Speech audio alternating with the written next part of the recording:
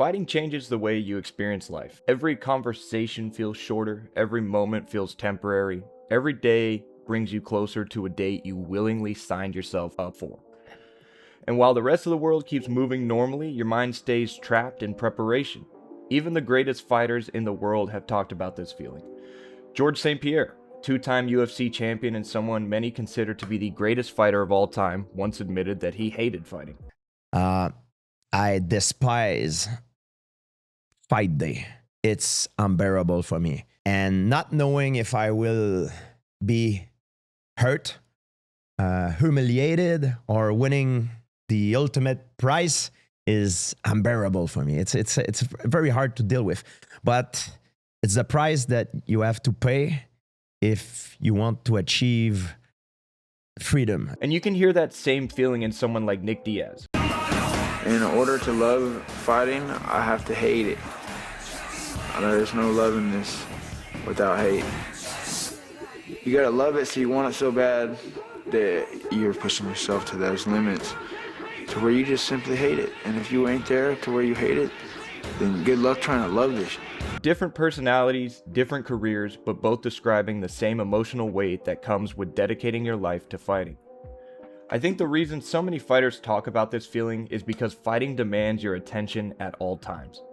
It isn't just a thought that comes and goes throughout the day, it stays with you constantly. You're always thinking about your next training session, your next meal, your next run, your recovery, your weight, whether you're improving enough. It becomes this never-ending mental checklist. And that level of obsession is required because if one area of your preparation falls behind, it can cost you everything. But that's also what makes it lonely. The anxiety of constantly waiting for the next session, the next weigh-in, the next fight. It's hard to explain to someone who's never lived through it themselves. The physical work is only part of it. The mental side follows you everywhere. I don't think the average person can fully wrap their head around willingly signing up for what almost feels like your own death day.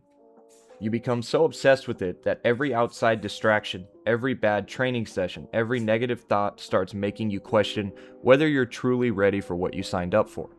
For fighters, our families, friends, and loved ones usually only see the tip of the iceberg, the fight itself, the one night everyone gathers to watch. But what they don't see is everything underneath it. The months and years of preparation, the mental battles, the affirmations you repeat to yourself just to stay focused, the terrible training sessions, the weightlifting, the runs when your body is already exhausted. It's a lot to carry mentally, and I think constantly living under that kind of pressure is part of why fighters become so resilient. They learn how to keep moving forward even when their own mind is telling them not to. Most people only see the performance. They never experience the psychological toll behind it. And I think that's where outsiders begin to misunderstand fighting. I think one reason outsiders misunderstand fighting is because most people have never had their perception of themselves physically tested. A lot of people believe that if violence ever found them, they would know how to react. They believe they could fight another person off if they had to. But that belief has never been challenged in a live scenario. Fighters are different because eventually your ego gets confronted by reality. You learn very quickly what you are and aren't capable of under pressure. The confidence fighters build comes from repetition, failure, hard work, and experience. But to someone who has never fought, that same confidence can exist purely in imagination. That's where the disconnect comes from, the gap between belief and reality. And I think that disconnect is part of what makes fighting feel so isolating sometimes. Because when you're surrounded by people, it can feel impossible to explain what's going on inside your own head. I think part of loneliness also comes from the choices you make. I remember fight week for my second amateur fight at LFA. I had just finished one of the worst practices I'd had in probably a year. I left the gym, I got in my car, and I remember just sitting in silence because I didn't even want to turn music on.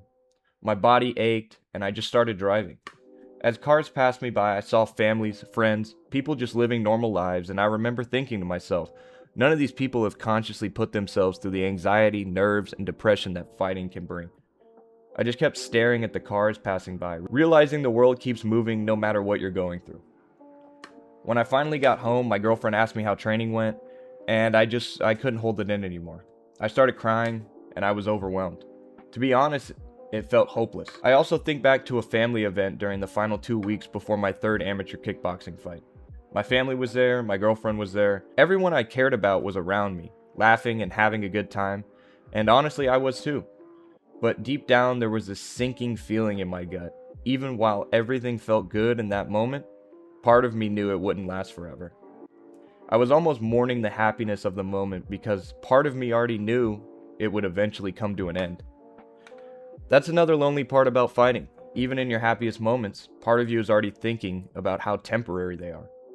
I didn't understand this at first. I thought fighting was lonely because of the hours spent training, but the loneliest moments were never when I was physically alone. Fighting is lonely. Not because you stand alone, but because the weight of the path you chose feels like it's yours alone to carry. And maybe that's the price of dedicating your life to something most will never understand. I want to thank you guys for watching. This is my first attempt at doing not really like a full essay. I just kind of wrote some pieces down before I actually started talking, and I think that it went well. Let me know if this is something that you guys want to see more of. Let me know if there are other topics or anything that you guys want me to cover, specifically regarding MMA and stuff like that. Appreciate you guys for watching. Hope you have a great rest of your day, and I will catch you guys. Deuces.